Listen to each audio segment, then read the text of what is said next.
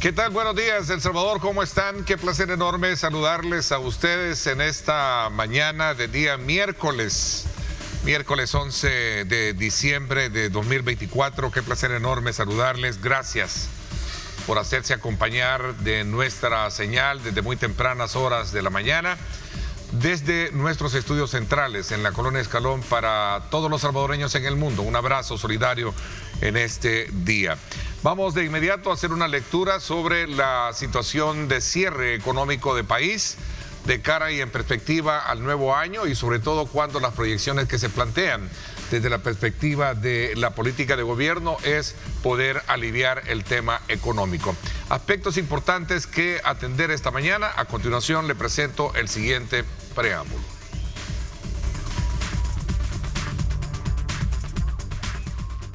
El Salvador está dando un giro estratégico en su política económica, con un enfoque renovado hacia el Bitcoin y la minería metálica, en un intento por mejorar las finanzas del país y atraer apoyo internacional. Después de haber convertido el Bitcoin en moneda de curso legal en septiembre del 2021, el gobierno de Nayib Bukele ahora está flexibilizando su ley, que originalmente obligaba a las empresas a aceptar la criptomoneda como método de pago. Con esta modificación, el gobierno salvadoreño busca asegurar un préstamo de $1.300 millones del Fondo Monetario Internacional, una inyección financiera clave para aliviar la crisis fiscal que atraviesa el país. El cambio en la legislación implica que las empresas ya no estarán obligadas a aceptar Bitcoin, sino que será voluntario. Con este movimiento, el gobierno también aspira a recibir apoyo de organismos como el Banco Mundial y el Banco Interamericano de Desarrollo.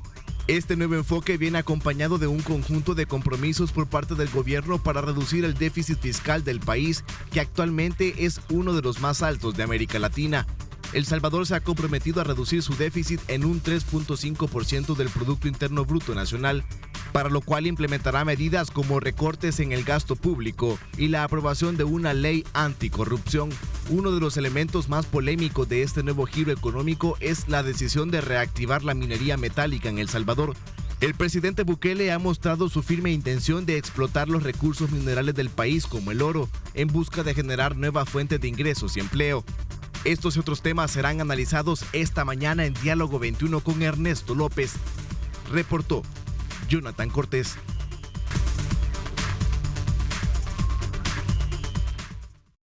Bien, gracias Jonathan por esa importante información, esos insumos que nos ayudan para poner en perspectiva los temas o temáticas que vamos a desarrollar sobre la mesa. Quiero darle la más cordial bienvenida al economista Francisco Lazo. Bienvenido, gracias por acompañarnos, Francisco. Pues un placer estar aquí de nuevo, Neto, y a toda la audiencia de Megavisión.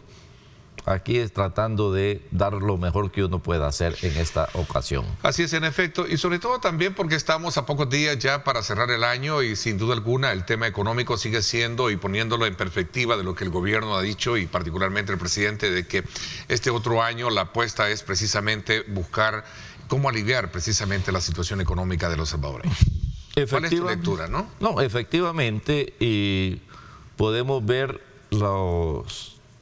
la encuesta de la Gallup, no sé si la tendrán acá ya disponible. Vamos a ver, en su momento la colocamos. Pero bien, de la Gallup, y también creo que tenemos la de la Universidad Francisco Gavidia, que en su momento también planteaba ese reto o esa preocupación, que es una sintomatología de la población misma. Pero bueno, es importante indicar, por ejemplo, los datos que tengo frescos son los de la Gallup, en donde más como el 33% de la población indicaba que su preocupación era el alto costo de la vida. Otro 20 y tanto decía que era el costo de la energía eléctrica, y un 9% que era el desempleo. Si uno suma estos tres elementos, llegamos aproximadamente al 67% de preocupaciones que tiene la población son aspectos económicos. Si esto lo hubiéramos llevado nosotros hace 4 años, hubiera parecido inseguridad, 80%. Entonces, efectivamente, aquí lo tenemos, vean. Ahí está. Costo de la vida, 37%, precio de la energía eléctrica, 21%, desempleo, 29%. Entre los tres, 67%. Y esa es la preocupación económica que tiene la familia. Es decir, los salvadoreños en términos promedio. Así es, un pool de indicadores. Efectivamente, vivienda... y si uno suma lo económico, llegamos a 67%. Por lo tanto, si esta lámina hubiera aparecido hace 4 años, o en las encuestas de hace 4 años, hubiéramos tenido 70% de inseguridad, que era de la preocupación de la población. De la preocupación, que implica que la inseguridad ya no aparece, es decir, está resuelta prácticamente para la población. Y ahora estos son los elementos que le preocupan a la población. Por lo tanto, comparto con lo que dijo el señor presidente en la toma de posesión del 1 de junio, decir que este quinquenio lo iba a dedicar a mejorar la economía del país. Ahí está ese horizonte. ¿Cómo se ve? Eso es. Entonces veamos qué es lo que tenemos para el próximo, o los 4 años que faltan, digamos, prácticamente de la gestión Bukele. La economía, después de los años el 2000, ahí creció entre el 2000 y el 2010 1.5, entre el 2010 y el 2018 2.5, y cuando uno revisa los datos de 2019 a la fecha, tenemos un crecimiento promedio con 2.8%, significa que es superior a los que habíamos tenido desde el 2000, del año 2000 hasta el 2018. Por lo tanto, hay una leve recuperación. Por lo tanto, esperemos que eso mejore, porque estar creciendo a 2.8% promedio no nos saca de ningún problema. Pero hay que esperar que crezca, porque las proyecciones, y preparándonos nosotros para este análisis esta mañana, teníamos ahí una tabla en la cual vemos esas metas de crecimiento que plantean organismos como, por ejemplo, el Banco Mundial prevé un 2.9 para este año, ahí está, gracias producción, el Fondo Monetario que proyecta un 3%, sí. El Banco Central de Reserva que lo proyecta en 3.5, CEPAL proyecta 3.5%. Efectivamente. Es decir, ¿Ese es alentador? ¿Es alentador? ¿Positivo para el país? No, es positivo. ¿Por qué? Porque mejora el nivel de crecimiento que hemos experimentado en los periodos anteriores, en los años anteriores. Pero todavía es insuficiente para que El Salvador pueda decir, miren, estamos resolviendo el problema económico, necesitamos tasas de crecimiento no menos de 5% anual.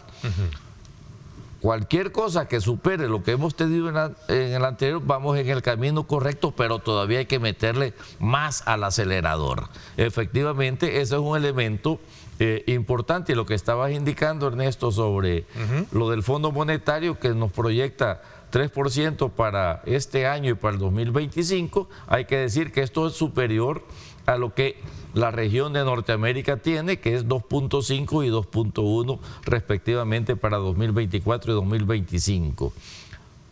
Y decir también que Sudamérica todavía es peor, porque las proyecciones son 1.8 para el presente año y 2.7 para el próximo año. Es decir, vamos a estar creciendo, según las proyecciones del Fondo Monetario, por arriba del promedio de Norteamérica y del promedio de Sudamérica. Si uno lo revisa, qué es lo que sucede en el caso de Centroamérica con nuestros vecinos, vamos a estar por abajo de Costa Rica, de República Dominicana. ¿Por qué razón? Yo siempre me he preguntado eso. ¿Por qué razón? Si ellos tienen problemas serios, fuertes, de inseguridad, por ejemplo, si nosotros ya recibimos parte de eso, o es demasiado prematuro estar comer ansias, no como decimos a buen... La inseguridad, si bien es cierto, frena, pero si hay otros factores como la inversión, la economía tenderá a crecer y son economías que han estado invirtiendo muchísimo. Costa Rica nos lleva muchos años por delante, no solamente en inversión, sino que en mejoramiento social. República Dominicana es un hito en este aspecto, ya no digamos el caso de Panamá, que ahora va a reducir sus proyecciones. Parece que ya se le terminó la gasolina, como decimos los salvadoreños, ¿no? La gasolina que le dio la ampliación del canal, ¿no? Y las mejoras en la ciudad de Panamá. Pero son economías que crecieron en el pasado y que ahora están por arriba, y cualquier tasa de crecimiento que dé implica que en términos de economía van a crecer mucho más que la economía de El Salvador. Ok, un desafío muy, digamos, palpable si lo vemos desde el punto de vista o realista, desde el punto de vista de lo que está pasando entonces afuera. Sí, es un gran desafío. Y hay que, ¿qué acciones, qué medidas? No, y tengo otro dato aquí interesante al respecto. La Secretaría del Consejo Monetario Centroamericano, el CEMCA, dice que la economía de El Salvador se le adiciona un punto de crecimiento por la mejora en el ambiente de seguridad. Es decir, ya hay organismos que están reconociendo que haber resuelto la inseguridad nos está mejorando la economía. Si es un punto, significa que las proyecciones que tenemos para 2024 y 2025 estarían por abajo en un punto según el CEMCA. Es decir, estaríamos a 2%. Por haber resuelto el clima de seguridad, esto nos da un plus de un 1%. Entonces, y eso es lo que estamos viendo ya reflejado en esto. Pero todavía lo digo, es insuficiente. Ok, ese solamente, al decir insuficiente, es que es solo un eslabón de muchos sueltos. Sí, porque ahora lo que hay que hacer es inversión. Vamos en buen camino. Cuando uno mide, hay un ratio que se llama la formación de capital. Como proporción del PIB, andamos como por el 23-24%. Lo recomendable como mínimo por los organismos internacionales es 25%.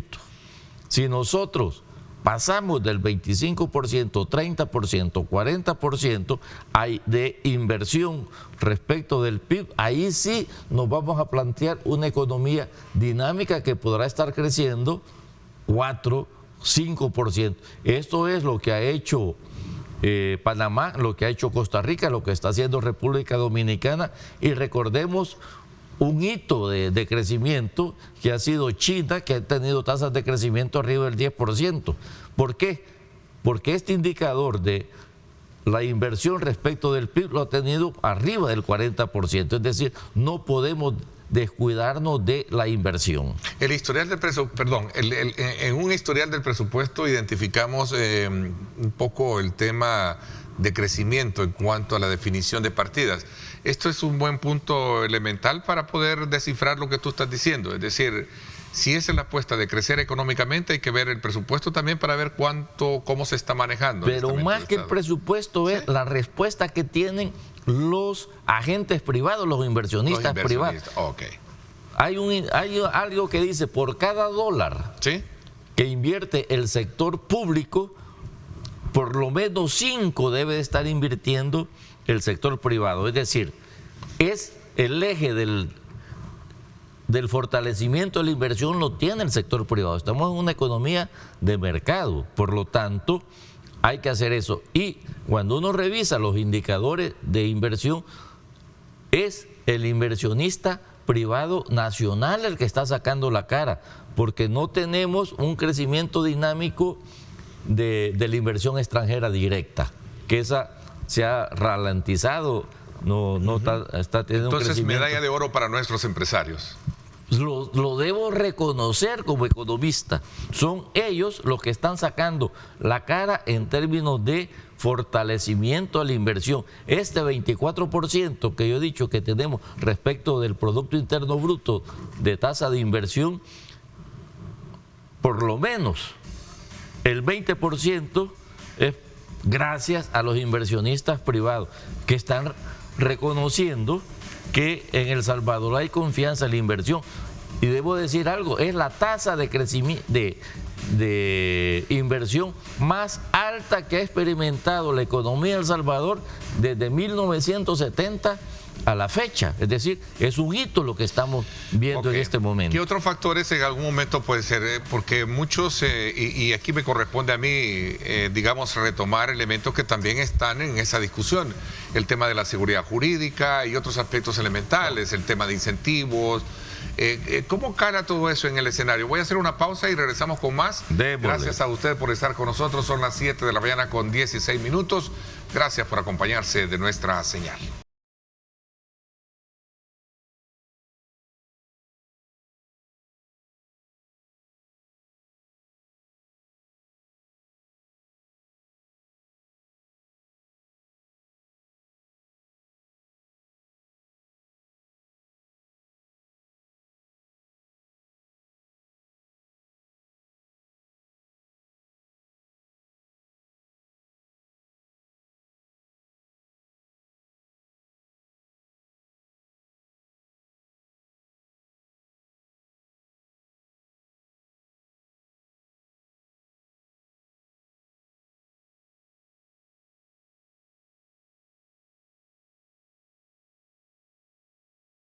Se pone de manifiesto siempre a esta hora para decirle e invitarles a ustedes a degustar una buena taza de café, y qué rico es disfrutar de Café Rico, el café perfecto de la mañana. Continuamos nuestra conversación con el economista Francisco Lazo, catedrático universitario, y hoy, esta mañana acá, sin duda alguna, este tema abre un abanico para pensar, bueno, qué otros aspectos elementales hay en este escenario de país que proyecta tasas de crecimiento que ya las comentamos, y sobre todo también una apuesta desde el punto de vista que una vez resuelto el tema de la inseguridad, vienen otros desafíos, que es el tema económico expresado por la población en las encuestas. Y hay más elementos sobre esto.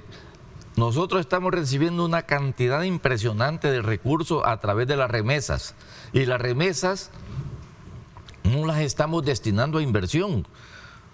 Con el 80, como el 90% de la remesa se va a consumo, un 10% se va a inversión. Debemos de identificar una fórmula que nos permita decir, miren, las remesas las vamos a vincular con inversión productiva, y eso es un elemento importante.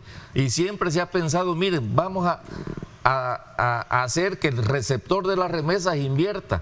Probablemente ese no sea el mecanismo adecuado, sino que habría que pensar en un mecanismo muy inteligente para permitir que eso se vuelva realidad. ¿Cómo se puede hacer? Yo tengo una propuesta, y es: el sector financiero recibe buena parte de la remesa y cobra una comisión, y eso le deja un excedente al sector financiero. De ese excedente, por el manejo de la remesa, generemos un fondo de inversiones. No le vamos a quitar ni 5 al receptor, al sistema financiero le vamos a decir, haga negocio invirtiendo pues, en el país, y eso, fíjense que podemos tener un fondo de aproximadamente unos 200 millones de dólares anuales que se pueden destinar a proyectos de inversión en aquellas actividades que se identifiquen previamente, diciendo, miren, esto le interesa a El Salvador para poder invertir, para lograr una transformación productiva que potencie a la economía de El Salvador y la coloque dinámicamente en los mercados internacionales. Y eso no se está haciendo, no se está pensando en eso. Ok, interesante. Por cuestiones de tiempo y corriendo en él, no puedo pasar por alto hablar del Bitcoin, ¿no? Hoy, en el contexto de informaciones que se conocen sobre lo que puede ser una negociación ya sólida que puede haber entre el gobierno y el Fondo Monetario para adquirir financiamientos. Pero una pregunta quizás para cerrar este ciclo de análisis primario que tenemos: el clima político, ¿qué papel ejerce, qué efecto ejerce en el tema de metas de crecimiento, el clima político? ¿Cómo se examina? La política y la economía están íntimamente ligadas. Por supuesto que sí, uno no puede, bueno, incluso separar ni ver ese divorcio. Incluso en economía se dice, mire, economía política y política económica, es decir, están íntimamente ligados. ¿Sí? Ligados. ¿Cómo está ese factor así rápido para entrar al tema? Y si ahora lo vemos, bueno, yo ya lo dije, los inversionistas privados del sector empresarial están confiando en el gobierno porque está invirtiendo, el 20% del PIB lo está haciendo el sector privado. Eso significa que hay para ellos confianza en las inversiones, y eso es claro. Vemos, no sé si eso lo alcanzan a ver allá. todas las inversiones alrededor de aquí. ¿Te refieres ahí a Plaza Presidente? Plaza, ¿no? Presidente es una emblemática, y así como esa hay muchas más.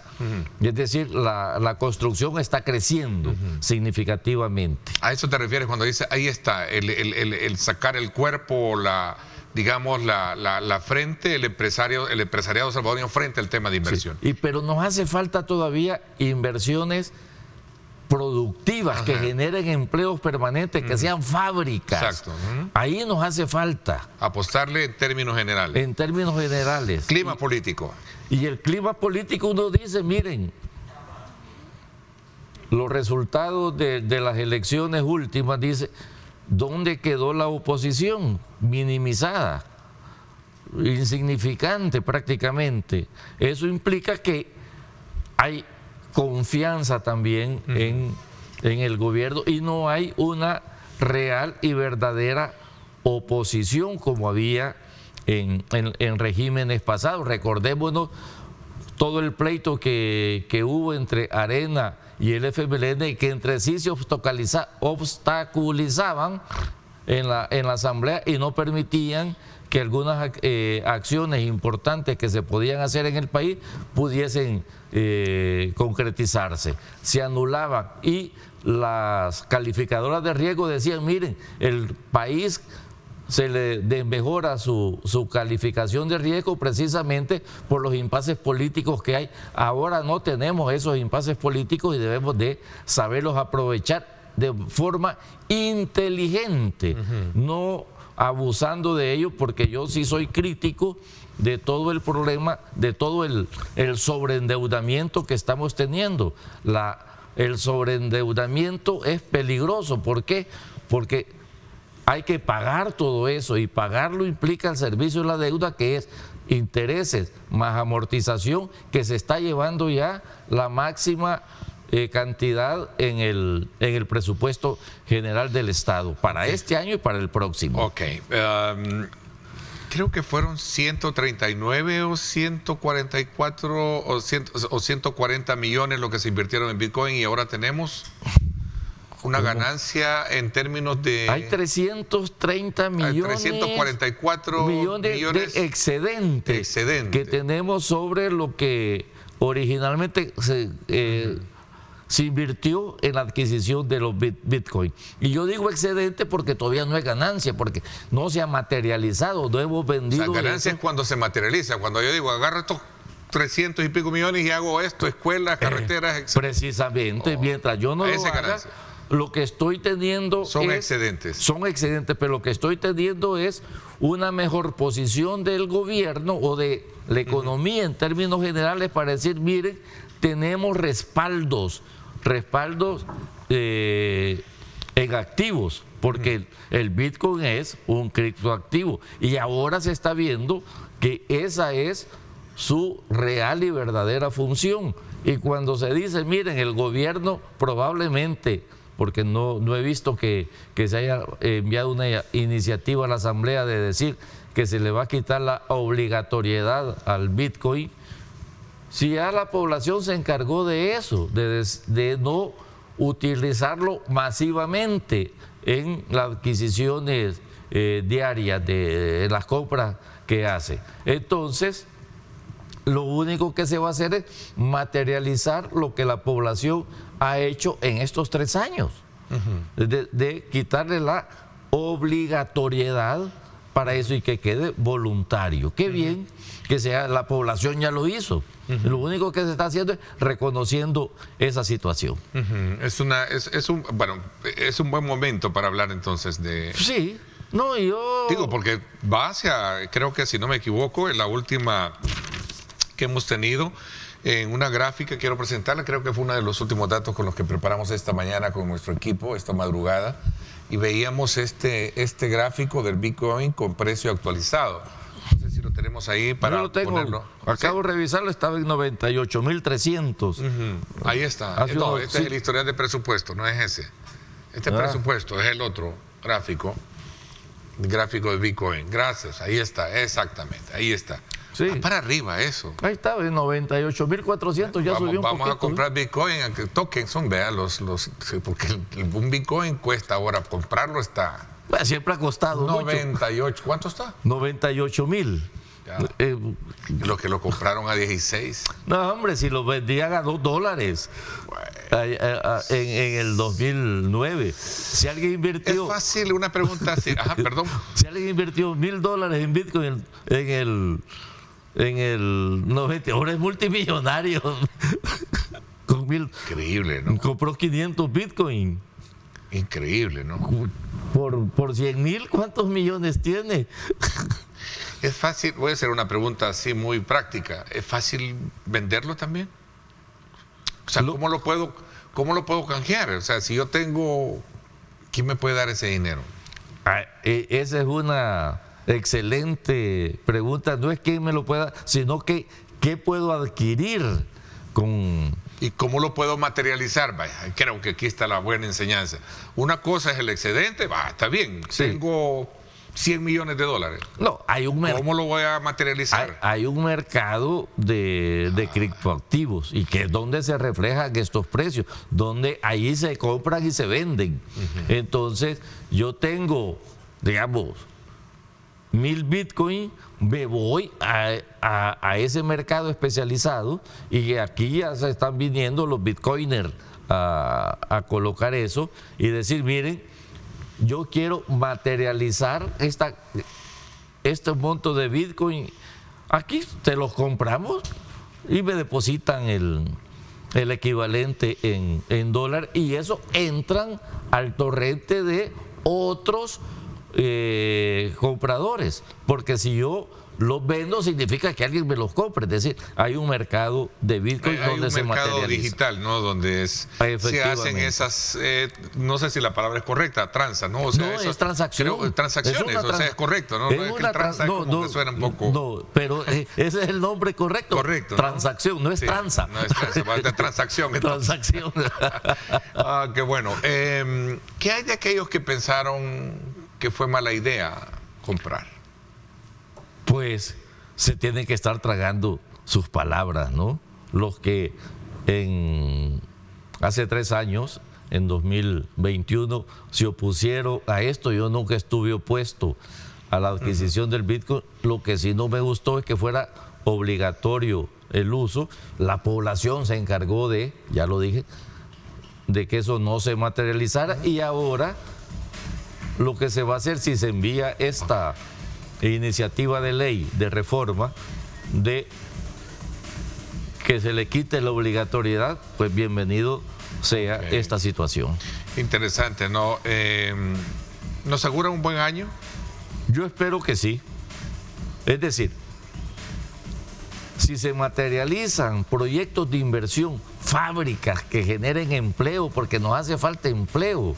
Aquí esta economía necesita estar generando no menos de unos 60,000 empleos anuales y con las actividades que tenemos no los estamos generando porque necesitamos inversiones que generen empleo. Señores inversionistas privados, aprovechen las circunstancias, aprovechen los incentivos que se dan, busquen buenas obras de inversión y yo diría al gobierno también, generen también incentivos y un paquete de actividades que se requieren donde se invierta y así vamos a tener una economía mejor. Necesitamos la transformación productiva. Ok, me quedo con el deseo de seguir conversando más porque quería preguntarte que ¿hay que temerle a esos acuerdos con el Fondo Monetario Internacional? Es una pregunta muy, pero muy interesante. Si el pero problema no es... por las condiciones, por lo que viene, ¿no? Por las condiciones que ponen para prestarte dinero. Ese es el tema, pero lastimosamente el tiempo se me fue. Será para la próxima, ¿no? Vamos a estar acá conversando. Gracias. Estoy pendiente. Gracias, Francisco, por habernos acompañado. Ernesto. Muchísimas gracias. Vamos a la pausa, 7:32. Un balance de trabajo del Centro Nacional del Registro. Toda la proyección que tiene precisamente esta institución de gobierno frente a los desafíos por delante. 7:32, vamos a una pausa y regresamos con más.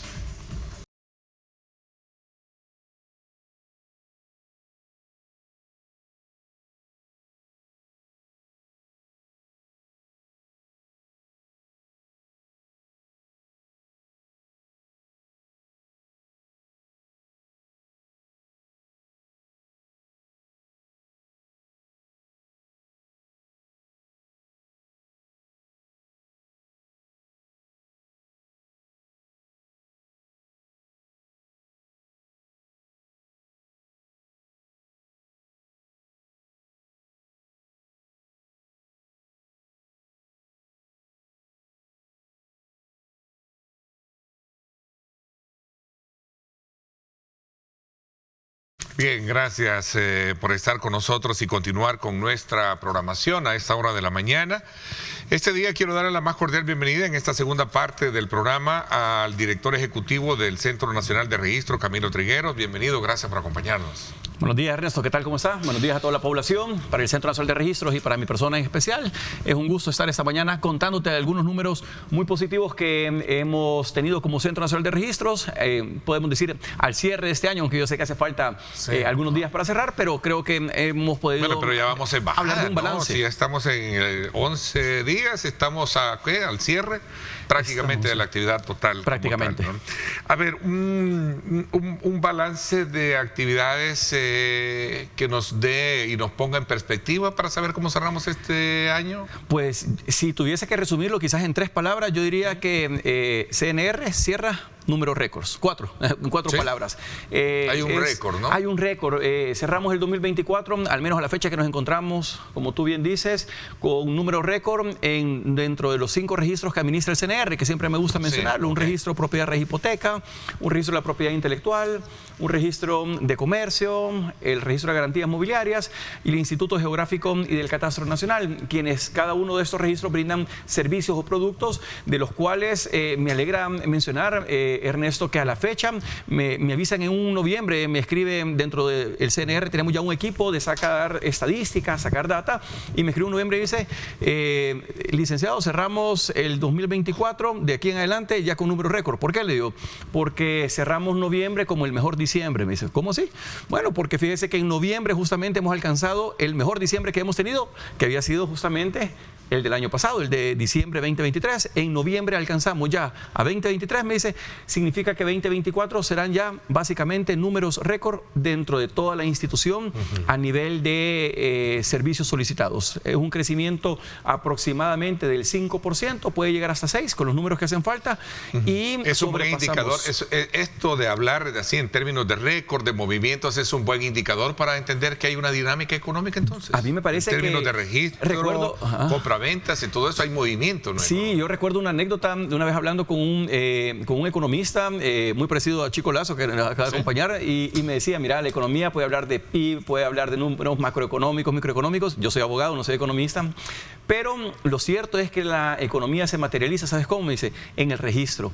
¿Por qué? Porque aquí es donde se vienen a materializar las compraventas de inmuebles. ¿Comercio? Comercio. El número de empresas nuevas se materializa acá, me dice. Entonces, un país es atractivo a través de las marcas que los empresarios y las personas solicitan. Esos son buenos indicadores.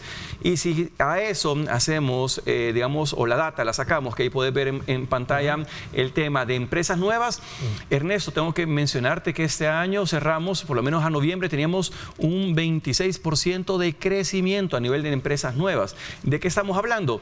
Básicamente de... Actualmente, y pedí que me lo refrescaran hoy en la mañana, probablemente ese dato de 5.600 se nos queda corto a los 10 días que llevamos de diciembre. Hoy ya son 5.750 empresas nuevas en este país, Ernesto.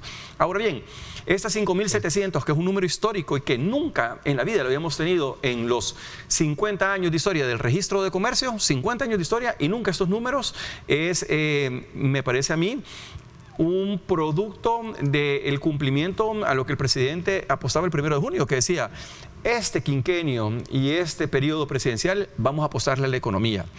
¿Qué nos corresponde entonces a nosotros como instituciones que buscan el establecimiento de empresas nuevas, Ernesto? Facilitar los trámites.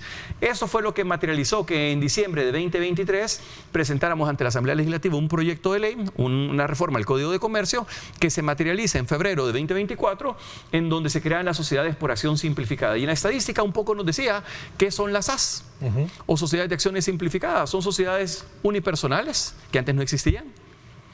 Antes en este país, aclaro, porque en el mundo han existido desde hace 50 años en Francia. En Colombia, desde el 2007-2008, son el modelo por excelencia. Y la OEA en el 2008 dijo, América debe de ser el modelo, las SAS, para poderse establecer por lo fácil que es. Imagínate, se establece con un formulario. No tenés que ir ya donde el notario para que te haga la sociedad. Lo haces por un formulario físico o un formulario electrónico, con un tan solo $1 de capital. ¿En qué me beneficio yo para entrar en esto? Bueno, te beneficias para convertirme y hacer uso de una SAS. Sí, te volvés básicamente...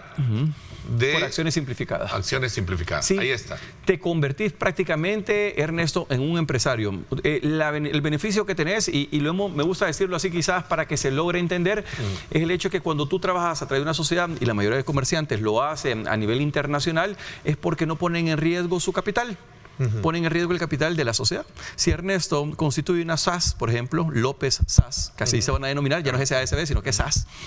Entonces Ernesto no corre riesgo que el día de mañana ante un incumplimiento contractual se ponga en riesgo su casa, su carro, el de la familia, porque ha separado sus bienes personales de los bienes de la sociedad. Son y parte entonces, de las ventajas, ¿no? ¿Cuál es el capital con el que respondes? El capital de la sociedad. Si el día de la mañana la sociedad por alguna situación pues no puede responderse, respondes a los bienes de la sociedad, mientras que bajo el otro esquema, en donde tú ejerces el comercio de forma individual, respondes por tus bienes personales. Eso ha motivado, me parece a mí, el hecho de que ahora se puede hacer unipersonal, que no tengas que pedirle a un familiar o a un amigo el tener que establecerte para y hacerlo socio, a que el número de sociedades haya implementado. Entonces, son muchas historias muy bonitas, Ernesto, como por ejemplo, el primer día, el tener a 2 jóvenes de un restaurante que se presentan y crean su sociedad SAS, y en menos de 4 horas salen con sociedad, no 4 días, no una semana, 4 horas, y estamos en la búsqueda de reducir aún más ese tiempo. Queremos convertirnos en el país más rápido para constituir sociedades a nivel regional, que ya estamos lográndolo. Pero lo segundo es, si un solo dólar de capital, no hay que pagar derechos de registro en este momento. Por otro lado, unipersonal si así lo querés, y si no, lo puedes hacer con 2 o más personas, eso no es inconveniente. Pero lo bonito de esto, ¿qué es? Que le puedes prestar servicios a otras empresas. La factura que te piden, porque salís con tu NIT, con tu número de registro contribuyente, le entregás facturas a las otras empresas, le entregás, en este caso, crédito fiscal si fuera necesario. Podés, ojo con eso, Ernesto, importante, hemos dado seguimiento a estas más de 2.000 SAS ya creadas, y el 70% de ellas ya tienen cuenta bancaria, Ernesto. ¿Qué significa esto? Que al tener un historial crediticio o bancario, les permite aumentar su capital de trabajo a mediano o largo plazo. ¿Por qué? Porque crean un récord crediticio que actualmente bajo la informalidad no se puede. Así que eso ha venido a cambiar la historia societaria del país. Es interesante porque parte de ello es, digamos, lo que se ha proyectado específicamente en materia de volver más un ordenamiento empresarial, una motivación empresarial y sobre todo también que tiene que ver con la dinámica económica, como yo lo dije al principio. Todo esto también me llama un poco a pensar esto de la ley de la creación de la Dirección de Ordenamiento Territorial y Construcción, que de alguna manera también viene a jugar un papel importante en esto, los recién movimientos que se han dado en esto, ¿no? Es un ecosistema, creo yo, que el presidente, bajo la visión económica, está creando, en donde ha encontrado que la confianza que el país está generando para que los salvadoreños que viven en el país, salvadoreños de nuestra diáspora e inversionistas extranjeros, primero, tengan facilidades de establecerse. Y creo que lo hemos logrado. Establecerse donde se ubican, se les autoriza y se registran. Y se registran. Esa es la primera parte. Pero si dentro del rubro que van a dedicarse dentro de la empresa es el rubro construcción, por ejemplo, entonces encuentren las facilidades de poder realizar sus proyectos de construcción. Y esa es la apuesta que la Dirección de Ordenamiento Territorial tiene. Facilitación de trámites en un solo lugar, a través de la permisología fácil y expedita y electrónica que se pueda llegar a hacer. Creo que la apuesta es lograr los tiempos que tiene la OCDE o los países parte de la OCDE, que andan cerca de 150 días en permisos de construcción, cuando en El Salvador probablemente históricamente venimos con tiempos mucho más largos, pero que en ese momento es un momento que creo que todos lo vivimos, no tenemos que ir muy lejos, vámonos aquí a la esquina y vemos 2 o 3 edificios desde donde nos paremos que se están construyendo, y eso precisamente pasa por una visión de buscar simplificar los trámites, digitalizarlos, que es parte de la estrategia que como Centro Nacional de Registro hemos tratado de abanderar. Qué interesante, voy a hacer una pausa, me la están pidiendo, porque esto de la Dirección de Ordenamiento Territorial y Construcción constituye como la autoridad del Estado para otorgar las autorizaciones y permisos. Por eso es que yo le decía, obviamente, este es el mapa, ¿sí? ¿Verdad? Aquí se instala y aquí se registra. Correcto. Parte de todo ese, digamos, proceso de registro que hay. Esto de la ley de propiedad intelectual también es otro de los eslabón que veo sueltos y me pregunto qué tanto nosotros producimos, qué tanto somos creativos para poder de alguna manera registrar nuestras productos, nuestras marcas o nuestros... toda la actividad que nosotros podemos crear. Vamos a hablar de esto cuando regresemos. Gracias a usted por estar con nosotros a esta hora de la mañana, cuando son las 7:45. Regresamos con más.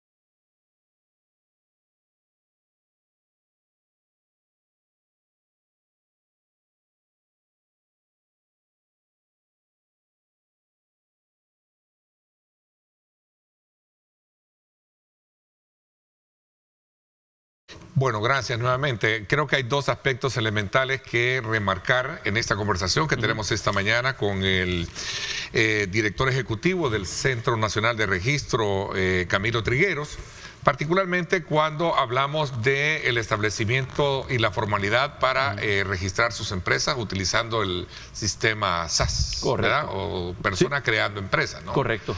Pero también está el tema de propiedad intelectual, que voy a un poco a hilvanarlo, porque una vez yo registro, me instalo, voy dándole más forma digamos, a constituirme formalmente, valga la redundancia. Correcto. A mí me gusta explicarlo como, digamos, dentro del sistema de registro, como un hecho donde los puntos se van uniendo. ¿Verdad? Cuando uno era niño unía los puntitos y empezaba a salir una figura. Pues yo creo que dentro del Centro Nacional de Registro empezamos a unir unos puntos. El primer punto puede haber sido la SAS, una forma fácil en la que se pueden constituir ahora empresas.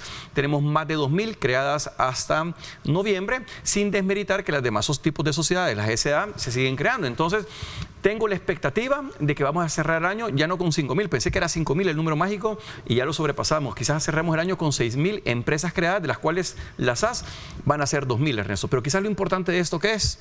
Que empezamos las SAS y le preguntamos a los registros, por ejemplo, de propiedad, raíz e hipoteca, inmobiliario, y mira, y las SAS ya son dueñas de inmuebles. Ya me dijeron. Por ejemplo, 24 SAS son dueñas de inmuebles y cuando vemos un poquito, nos encontramos que muchas de estas SAS compran apartamentos o compran inmuebles en la playa para poner alquileres temporales o plataformas de alquileres temporales. Entonces dicen, me constituyo fácil, rápido y ya soy dueño de inmuebles. Lo segundo, ¿y estas SAS qué más están haciendo? No solo tienen ya el 70% cuentas bancarias, sino que además le preguntamos al registro de propiedad intelectual, que pertenece al CNR también, y nos damos cuenta que 122 marcas han sido registradas por las SAS. Y aquí es cuando empiezo a decir que los puntos se empiezan a unir y la figurita empezando a tomar forma, porque la figura me parece que es la economía. Pero estos puntos que están uniendo están ayudando a eso, porque significa que desde un emprendimiento o de una formalización de una SAS, un puntito es los bancos, que ahora tienen cuenta bancaria, un segundo puntito es dueños de propiedades, un tercer punto es, en este caso, solo materia registral, el tema de propiedad intelectual y dueños de marca. Y vamos a seguir esos puntos. Si lo seguimos viendo, es la recomendación que hacen las instituciones internacionales y nosotros también, empezar a ver cuánto empleo se creó a partir de estas 2.000 SAS, que antes no existían y que los gobiernos anteriores no lo hicieron, pero que el gobierno del presidente Bukele ha sido claro decir, la apuesta es la economía. ¿Cuántas de estas van a empezar a exportar, Ernesto?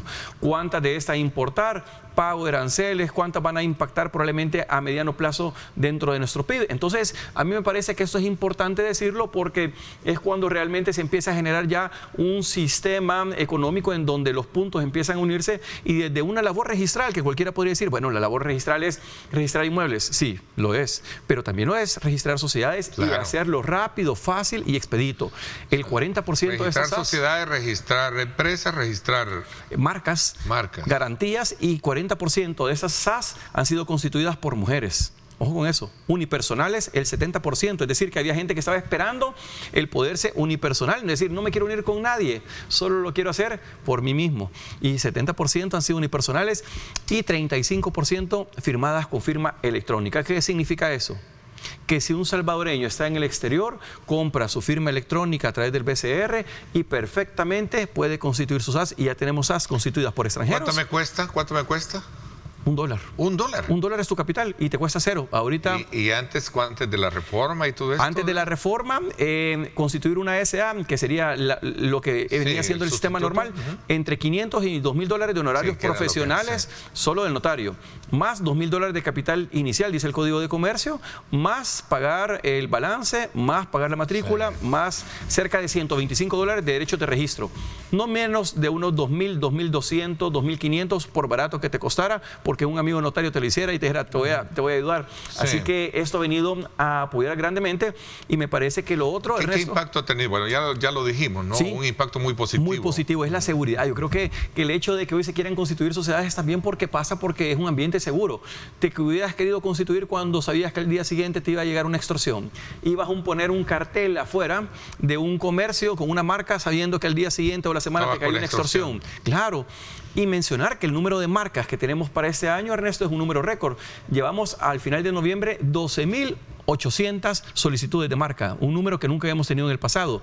Pero es porque la gente está realmente deseosa de constituir una marca para poder ejercer el comercio con un producto o un servicio y ya no tiene miedos. Entonces creo que el plan de seguridad, encontraba en un pasillo con Macarena, me parece que era una periodista española que venía y me decía, bueno, el plan de seguridad hablaba muchísimo y me parece que es digno que seguirlo mencionando, pero hay efectos que me parece que no alcanzamos a ver y que yo como CNR sí materializo, que es que el plan de seguridad ha impactado. Ahora el sector gastronómico, entiéndase, restaurantes, por ejemplo, y el sector turístico pasaron a ser el sector número 1 y 2 en solicitudes de marcas, cuando antes eran el 10 y el 11, Ernesto. Eso iba a preguntar, ¿cuáles son los rubros que más en su momento accesan o conlleva precisamente a ese tipo de decisiones? Sí, básicamente es el rubro de gastronomía y el rubro de turismo.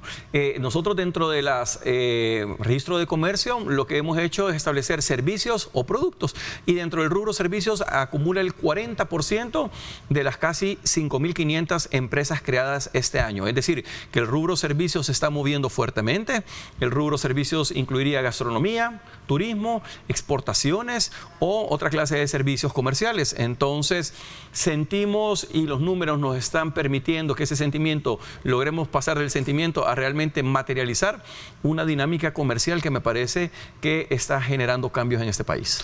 Ahora, quisiera que habláramos un poco también, aprovechando el tiempo porque se nos está yendo, sobre ese tema relacionado con El Salvador Maps, sí, que creo que es una herramienta también que suma desde el punto de vista de qué es lo que verdaderamente yo tengo que certificar o registrar a partir de una buena ubicación, etcétera. Cuéntanos un poquito y quisiera un poco comprender mejor cuál es la diferencia entre Google Maps y Maps, El Salvador Maps. Correcto. Bueno, quizás mencionarte, fíjate que El Salvador Maps es una plataforma electrónica dentro de la cual el Centro Nacional de Registros apostó desde el año 2021 por hacer un levantamiento geográfico del país. No conocíamos el país, Ernesto. Yo sé que nos vendían los mapas, te metías a plataformas como Google Maps y podías ver algunas cosas satelitales, pero no era una fotografía reciente o no era una imagen reciente.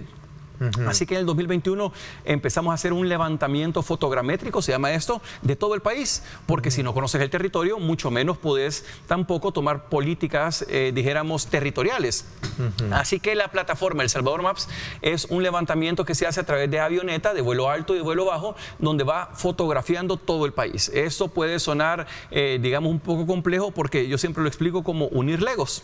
Son fotos que pones y después las empezás a unir, ¿sabes? Y las vas montando y todo, y eso te permite tener una imagen bastante nítida. Ahí estamos viendo en pantalla el nivel de capacidad y de imagen que tiene. Estamos en el centro histórico, creo. Exactamente, si no me equivoco, en nuestra Vinaes. Y si en la plataforma uno se va a la izquierda, tiene una serie de herramientas, entre ellas la visión territorial o visión Street View, como se conoce en Google, o panoramas terrestres, como se conoce en la plataforma de El Salvador Maps, y te permite entonces ver las calles y verlo desde la calle y hacer un levantamiento en ese sentido. Ahí en color moradito se puede ver, y tú le das clic a ese color moradito. Te redefine mejor la... No solo te define mejor, lo ves desde la calle.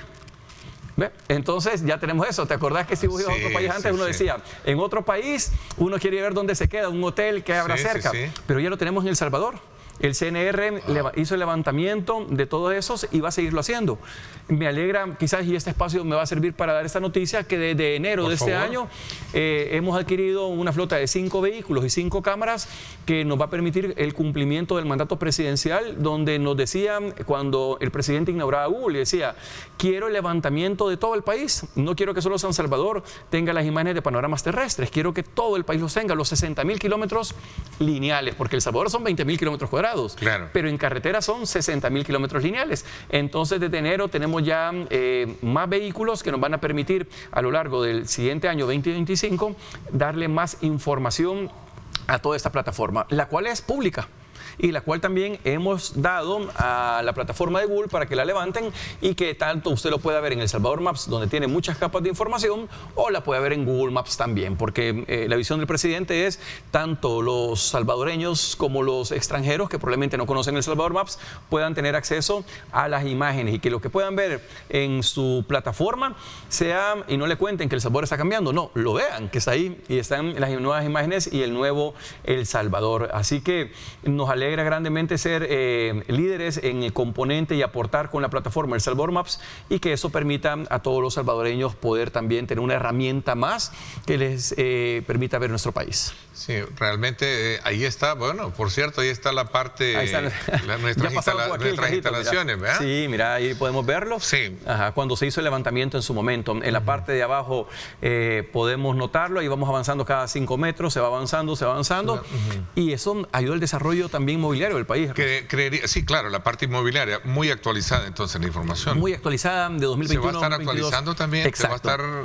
Sucedía que en Usulután, por ejemplo, abrieron, bueno, hablemos del periférico Gerardo Barrios, ¿no? Sí, San Miguel. San Miguel, por ejemplo, se hace un vuelo por drones y eso es como jugar Lego, por eso digo, se hace un vuelo con drones y las nuevas imágenes de San Miguel, del periférico, se ponen encima de las que estaban anteriormente, y eso te permite tener un mapa bastante actualizado geográficamente hablando. Así que es una herramienta que del CNR y el equipo de trabajo. En el caso de Google Maps creo que se actualiza cada 2 o 3 meses, ¿no? Dependiendo de lo del satélite, según tengo entendido. Hay un satélite que hacen y dependerá de las condiciones del clima, y hay varios factores que influyen. Ok, ¿y en el caso nuestro?